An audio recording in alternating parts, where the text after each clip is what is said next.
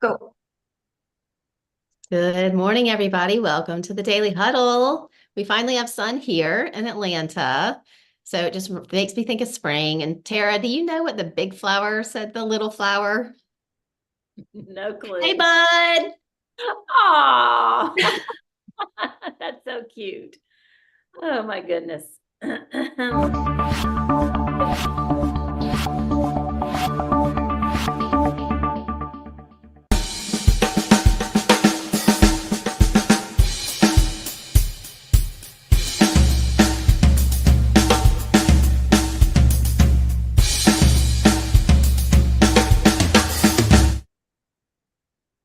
Good morning, everybody. Welcome to the Daily Huddle on Tuesdays, where my co-host Tara and I talk about relationships and communication. And today we're going to talk about a particular type of communication. And the question is, how do your words land on the various generations? And Tara, take us away. You've got some thoughts on this, and I'm excited to dig in. It's something I haven't thought a lot about, to be honest. I'll tell you why I think a lot about it is in Mhm. workshops. I'll hear people in management positions constantly say one of the things they want to learn is how to communicate to the younger generations. And Okay. Yep. it is, that's why my brain has been on this. And it's been requested again and again. Like I don't feel like I can really reach the millennials or the Generation Z. And so I thought it might be fun for us to really explore each generation. I was thinking maybe starting from the youngest, the current. Do you know what the current generation is called now? Like the very youngest, like 2010 to 2024 is called what? Do you know? I don't know. They're called Generation Alpha. Ooh, okay. But I'll tell you something else I was thinking about that's funny before I dig into each one. And I think it's going to be fun to talk about them. This is how I think the generation gap started to really land on me is, have you ever had these experiences where you're leaving somebody's house or you're going somewhere and you have the address, but they're just determined to give you the directions? It doesn't happen to me as much anymore, but I feel like for years, if I was someone in an older generation from myself, I would be like, I got the address, I keep on holding up my hand. I have the address right here. And they're like, oh no, let me just tell you how to get there. This is easier. And the point is, it's easier for them. Like they don't want to have to, and oh, that thing might fail you, that thing. And it really, really, I just think it just kind of opens my mind to how different our minds are conditioned from a young age. So I thought it would be fun to start with Generation Alpha and share some things that I've uncovered. I'd love to know what you think about it. Okay. Yeah, as I mentioned, Generation Alpha, I've got lots of notes here. Generation Alpha, 2010 to 2024. And this I think is interesting. They're the most materially endowed. That means, they grow up with more, not necessarily expensive luxuries, but so much has been, think about babies today and all the different things that moms have that maybe we didn't. And so they have, I think this will be until the end of time, the youngest generation has the most material conveniences. I guess that's what the way I can say That makes it. sense. And Okay. they're going to live the longest. But here's some interesting things that set them apart. They're going to stay in education longer, and they're going to live with their parents longer. What? What'd you say? Yeah. What? I got two of these. What? That's right. You do. You have Generation Alpha. Okay, so here's some other interesting things that we need to respect when we're communicating with them is their education has been gamified. So they don't possess the same type of discipline that we do when it comes to learning. Mhm. All of it is very much, it's very instant, it's gamified, it's competitive. So they've got that dopamine drip going to keep them learning. Where we tend to judge them, or we may as they get older, we've done this to them, right? Mhm. I love this term. They're called the screenagers. Oh my gosh. Isn't that cool? Yes. And I have one Um, who's a screamager. Is that a terminology too? I think What it does should that be. mean? Like, whoa. Yeah. Screamager. Um, Love that. here's another interesting thing, which I think is kind of sad and something for parents to be aware of is unlike other generations, they don't relate to the unknown. So they're not really forced to be imaginative because anything they can imagine, It's right there at their fingertips. and they also don't relate to the unknown, meaning that, do you remember when you used to wonder why something was, or wonder, but you would have to go to a library, find a book, look it up. We at least remember that that doesn't even come into their brain. Like anything they want to know, they can find out in a matter of seconds. So a lot of those are positive. Here's the biggest thing to be concerned about for the Generation Alpha, and something for us to be sensitive to when we're communicating with young people. They are more socially anxious than any generation ever before. And it is because they've been able to rely on one-way communication from screens from the time they were born. I mean, you see parents putting little screens in front of babies just to entertain them. Mm-hmm. And it's forcing them to not to have to communicate. So we need to realize it's not their fault. We're doing this to them. Mm-hmm. But they have the most anxiety, and they're the most fearful of social interaction than anyone before. So I think that that's something for us to be sensitive to. Interesting. And, you know, having two of these little people in my house, it's like, because I see that, and it's like, what do we do about it? And the obvious comes to mind, right? Take them out and be social. Mm-hmm. You know, like get them into more social interactions, like sports and whatever. But I am curious, like, how would you answer that aside from the obvious statement of like, and maybe that's all there is? I don't know. So, we could talk the whole morning about Generation Alpha.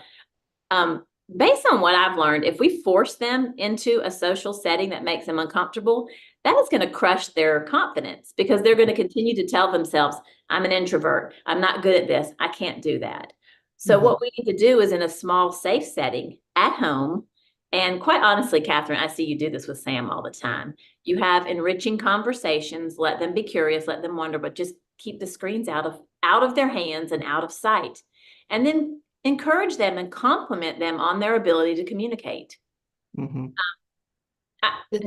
Not to continue to belabor the point about your son, but I keep thinking about him. Mm-hmm. You are doing this with him. Mm-hmm. He can carry on quite a conversation with adults. He can. Yeah, it's true. It's interesting. I'm thinking about both of them in different ways, and this may take us down a sort of a left turn path, but he does. And when I get him off screens, we've been sick over the weekend and they were on screens quite a lot. So then I would take these big breaks, say for 2 hours, nobody can get on screens. And he immediately, no problem. Okay, Mom. He goes, he finds a toy, a game, you know, he gets creative, he gets some pens and pencils. You know, it's really interesting to watch him. I was also thinking about my other son, Michael, who I would think definitely experiences this, you know, because he isn't, and he does have Down syndrome and some other issues. So it's a little hard for me to sometimes see through which is which, you know? Right. But it's making me wonder, when you're talking, like getting him in social situations, he is very socially, I don't know if awkward is the right word, but I guess you could say that, but he doesn't do the things that you would expect in a social situation. Okay. Now, when you're talking to somebody, they look at you and then they respond, and you know that they're hearing you, and then he doesn't, he goes away. You know, he does have some autistic behaviors as well.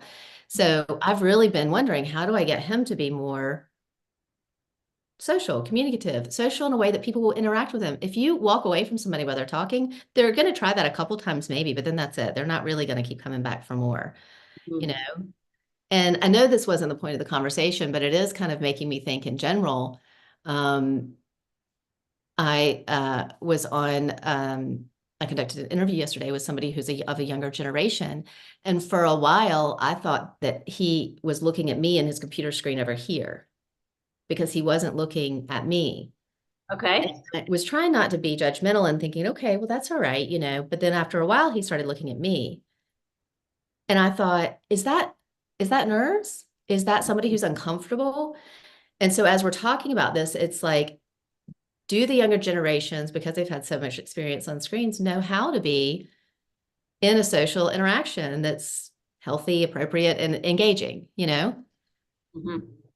Yeah, I mean, it's a huge concern. A lot of parents of this Generation Alpha, 2010 to 2024, their parents are forcing them into sports and the arts, because that's the only way they can get the screens out of their hands. So It's not necessarily a bad thing, but many of them will acquire skills and talents that we weren't necessarily forced into. Like, I was into dancing growing up, but like my brother, he went to work. I mean, that's what he wanted to do. But these kids, a lot of the parents were forcing them into activities because they just simply can't fight the fight of the screen with the Mhm. screenagers. Wow, interesting. I'm also thinking about Sam sometimes when we'll be out walking and he'll see a neighbor. I see a neighbor, I start chatting to him. They talk to him and he puts his head down. Sometimes he won't even answer. Whop that boy. I'm like, what? Answer that person, you know? And it's like, it's interesting, but sometimes we don't, one, I have to really focus on teaching him that. They're not learning it. And to your point with screens, it's one way. Yep, absolutely. It's the safest place to be. And think they were born And into it's it. I mean, dangerous. it's mind-boggling to think about. Like they'll never know how to read a map, ever. Yep. Yep. It's Um, so true. Can yeah. I put in 2 cents? Oh, I love I it. don't want to Yeah. interrupt the flow of the conversation, but Bravo. this is hitting home very, very strong. I have a couple of young adults. One's 20, one's 21, both boys, and they're both very high functioning. They excellent school, achievers. The COVID thing, and I think a a a desire to escape that and using some herbal remedies on his Oh, own yeah. You're right about that. has led my 20-year-old, who is Mensa level genius. I mean, got into Georgia Tech academically, right? And what you're saying though about the social anxiety, this guy can carry on a conversation with anybody. He actually came to me in the last 2 weeks and said, "Thank you so much for teaching me how to engage with other people, how to strike up a conversation with strangers." He says, "I can be anywhere and I can have a great conversation with somebody." But on the flip side of that, because he was never challenged, he never had to try really hard to overcome any problems in his life. And I'll own that. That's on me. His mom and I, we divorced when he was like 5 or 6. And so I pampered him. I shielded him. I wanted him to not endure the pain that he was going through, which I probably should have allowed, right? He should have had to deal with it. But he cannot handle any negativity. He can't handle anything. I can't say to him, boo, without it starting some, and we're in the middle of something right now. You know, my wife and he got into it. They've had a contentious sort of relationship pretty much all along. He's got a real problem with women, and his mom did some stuff that was really, really, in his mind, heinous. And he holds that on all women, I guess. And we're working through those details. And my wife's trying to be an example, and other women in his life. But I said to him the other day, "Hey, I know y'all had a little run in a couple days ago. So I have to leave and she's taking a nap. So can you just be chill when she gets up?" And he reamed me like, "You're assuming that I'm going to start a fight with your wife." I mean, he lost his, and he hasn't spoken to me in 3 days because of it. Yeah, he's going to be homeless Friday if he doesn't pay rent and start acting like an adult. He's Right. 20 years old. He's a genius. He's joined the army. He's going through the preliminaries to get that. But Oh, how do we help these people realize that as smart as you are, you're a child mm, and you have to submit to some sort of authority. mhm. He's using all my resources. He's living here. He's eating my food. The only thing he's not asking me for is gas money because he cashed in his freaking savings to live for the next few weeks until he leaves for boot camp. So bad choices, really bad choices, right? But now he's in a contentious relationship with me, the guy who's like helped him out and supports him and does. So how do we try and understand that? And part two of the question, if I may, what do I do to help him understand where he's at without just coming down on him like a ton of bricks? Because Mhm. Marine Corps, hoorah, you're right, dad of 3 boys and business owner, and really nasty situation with their mom. And I'm trying to figure out now, I can't soft pedal this anymore. He's Right. 20. He's Yeah. got to figure it out, right? Yeah. What do you do? What do you do? How do you make that next step? Yeah. I think Tara probably has more insight into this. Mine are so young that I haven't gotten to that stage yet. I guess the thing that's coming to me just intuitively is boundaries, right? non-emotional boundaries. It's not about being emotional or saying this is why. It's just a very clear boundary, and you'll get pushback on that. Every single boundary that's usually put in, somebody does have pushback, and then just consistency with it, as difficult as that may be. Go back to the basics. Exactly. It's like, here are the rules. They're changing. I know you don't like it. I don't really care. And here they are. And then it's the consistency. That's always hard for me, because that part I do have to deal with my kids. It's the consistency and taking the emotion out of it, But curious, Tara, what you think about it. You've been there. Yeah, I've definitely been there.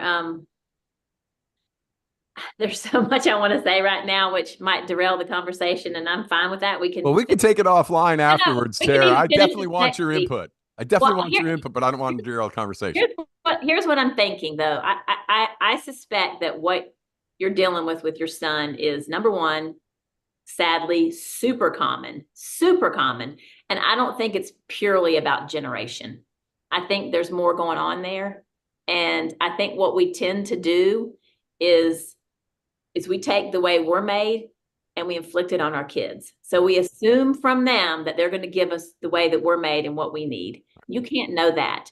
One thing I learned, Robin, from being the mother of a son who so intense and had such addictive behavior that he landed himself in prison, is that there's only so much we can do as parents. Their DNA and their genetics are not like ours.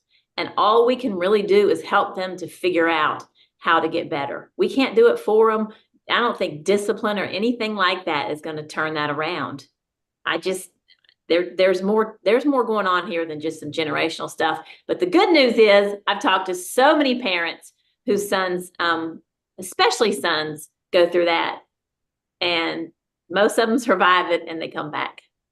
Yeah, I got a 26-year-old who adores me, and we're constantly in communication. He runs one of my companies, and we have a very, very strong relationship. So I get that. And he was a little rebellious when he was in his late teens, early 20s. But having a 20 and a 21-year-old, and they were 5 and 6 or 6 and 7 when all this crap went down with their mom, and they really haven't dealt with it. I think a part of it is them sitting down with somebody and really talking that out and figuring out that I'm not the enemy. I mean, that's what it boils down to, right? Is when they become those young adults, is anything that goes against what they think is their best situation is negative, and you become the enemy. You can't be on my team anymore because you don't agree exactly with what I say and feel exactly the same way I do. And that's what I feel like I'm getting out of him.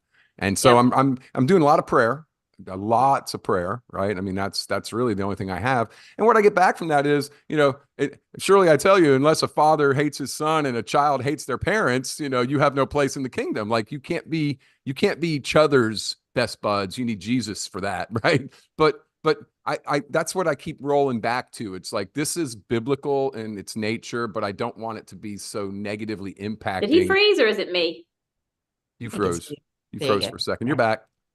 You're back. I don't want to, Bible thump, and I don't want to, but I see that because that's my faith. I understand in the spiritual realm where it's coming from, and he gets that. He gets that. 3 weeks ago, I was getting out of the car at church, and he told me about a story on the phone that he talked to a guy at the gym, and he was telling him, and he says, and Abraham was considered a friend of God because of his obedience, and I was like, wow, this is awesome. You're figured that out. You get that. Now, can you apply that, please? Yeah. Well, I think, go ahead, Kathryn. The only other thing I was going to say is, you're talking, Robin, and they're older, so I don't know, but like that is developmentally appropriate. At 20, I don't know where they should be on that spectrum, but for kids to push back and push away is appropriate, because they do need to figure out how to be on their own and how to live without, the shelter. So I think what you're saying is the same thing. It is nature. It is how it happens. And then, we talk about the 4 agreements all the time. And one of them, which I have to remember all the time, is don't take it personally. Yeah. Yeah. I for about 2 seconds I do, but I've been through it enough now that I'm like, you know what? He's just a kid and he's figuring it out. And I have to be here to be the solid foundation, but I don't have to take the abuse. I have to set the boundaries and not allow him to, I come in last night and he's sitting there in the kitchen, and he's ready to, like, he saw me come in and he's like, can I finish as fast as I can and get out of the room? Right. Because I basically told him the other day, you're argumentative constantly. you're supposed to be at Georgia Tech right now. He quit after 2 terms at Georgia Tech and stopped going to college. And I told you a year ago I needed you to get out and find your own way, and you're still here. Yeah. So, so now he's taking that personally. I don't want him here. I don't want him around. He's a problem. So, and I'm kind of letting him own that. Like, you need to understand, I love you. I'm your father. I'm always going to be available for you, but you got to figure this out and start moving forward with your life, not sitting in your room playing video games. Now, the pot smoking stopped, Tara, thank God. He couldn't go into the Army because he couldn't, get negative. Yeah. So he finally, he realized that. He looked at me about 2 months ago and he's like, I'm a freaking loser. I'm living in my parents' house, playing video games, smoking pot, and working out in the gym. I don't have a job. He's quit like 6 jobs because of social anxiety. He was at the Waffle House as their youngest. That's such a common thing right now. Yeah, youngest ever rock star cook at Waffle House at 16. He'd wake up every morning and throw up for 2 hours because he had to go in and stand in front of people and cook. He couldn't do it. He couldn't do it. So I'm like, where is this coming from? This is the wiring of the screens and the COVID response and the, his anger and frustration with his mom. And it's like, dude, what do I do for you? I don't know how to navigate that. And forget any sort of, talking to somebody. Forget that. That's because he's going in the military. He's going in the military, so he can't go see a therapist or a psychiatrist or anything because that'll look badly on him, right? As badly as he needs it, he won't do it. Yeah. Well, I think something else for us to consider, which is really applies to these younger generations, not just this generation alpha where we started, but Gen Z, which is what your sons both are, is you think back to when we were young. And again, this is not their fault. When my parents were fighting or something was sad at home, I went in my room and I had to think about it and deal with it because I didn't have anything to distract me. So the young people today, they don't know how to deal with emotional upheaval because they're not dealing with it. They're distracting their minds with, first it started with screens. The marijuana is rampant. And what research is showing right now is that marijuana is causing anxiety because they're smoking so much of it that when they come away from it, they think they have anxiety, and that's just that they're not used to being completely. Yeah, he went through all that, and he knew it. He could tell me what was happening with him because he's so smart, right? He's like, this is the withdrawal. This is me. I was always just wait until my whole world was, when do I get high next, right? Right. And so now that I've stopped that, I have to find other things. He did get rid of all his social media, all of it. He took every piece of social media off of his phone. He doesn't want anything to do with it, but he's still watching videos on YouTube and stuff. So he's still distracted. Well, it's just like what you talk about, Tara. It's the dopamine addiction. It's some form of addiction at any point, whether it's the marijuana or whatever, and that creates the social anxiety as well. Yeah. Well, he's working through it, but boy, howdy, it ain't fun. No, I can imagine. It ain't fun. No, thank you for sharing so much about how these different, it's not just generational. We all have dealt with things just like your son has, but what we're not giving them are the tools to be able to deal. If they won't go to see a therapist, then they're going to have to figure out a way to actually feel pain, allow it in, try to transform it into something positive as they go forward. And we're not giving young people the tools for that. Right. 100%. Yeah, I think what we'll do, if you guys like this idea, is, since this is such rich conversation, is we just started with Generation Alpha. Let's go ahead a little bit more into Generation Z. And then next week we'll get into Millennials, and we'll get into Generation X, and we'll get into Baby Boomers. Love it. We can touch a little bit on Millennials because I think we've already really kind of gone away from Generation Alpha to Generation Z, and they certainly overlap. But Generation Z, this is really just going to kind of recap what we've been saying, but they are used to things being entertaining and fast. They expect instant results, which is again why they're maybe not so open to therapy initially. They want a pill, a click. They expect everything fast and instant. And again, we've done that to them. Their attention spans are super short. They value brand status, but they also are smart enough to know that they have come to value experiences more than their older generations did. So as opposed to buying something, they may, hike with their friends or go do something exciting, but they like to do things that are going to give them that rush of adrenaline. So a little bit more in the risky. His is working out. Yeah. He goes and works out once or twice every day. He's massive. He looks great. He loves the relationships at the gym. So the best way, from what the studies that I've been researching and studying, the best way to communicate with this Generation Z and Generation Alpha is get to the point, make it clear, and don't be repetitive. That's good stuff right there. That really is. This reminds me of the don't be old, text me. Oh, yeah. It's the same thing, right? This is from a TV show called Beef that Tara and I've been watching, and the guy on his voicemail, he says, "Don't be old, text me." Yep. And I have sisters who are in this range too, and it's like I have to text them to tell them when I'm going to call them. You can't just pick up the phone and call. That, and then when you text, it's very clear, very bottom line. It's very interesting to hear that that's a whole generational thing. He always wants an explanation. He wants to know why. I said, you know what? Because, and that's enough of an answer. Because, and guess what? You're going to be in the Army soon, and they're not going to tell you why. They're just going to expect you to do it. So yeah, I think that might be where his pain point and his growing up comes. Yeah. He's going to do great. If he's going in the Army, how wise of him to see that that's what he needs. Yeah. It was kind of the same thing I did. I was 18 and I realized I was just not going anywhere where I was. And I joined the Marine Corps and got the heck out of town. I was like, that was it. So yeah, I'm very hopeful for him. I don't fear what he's going through. I just don't like it.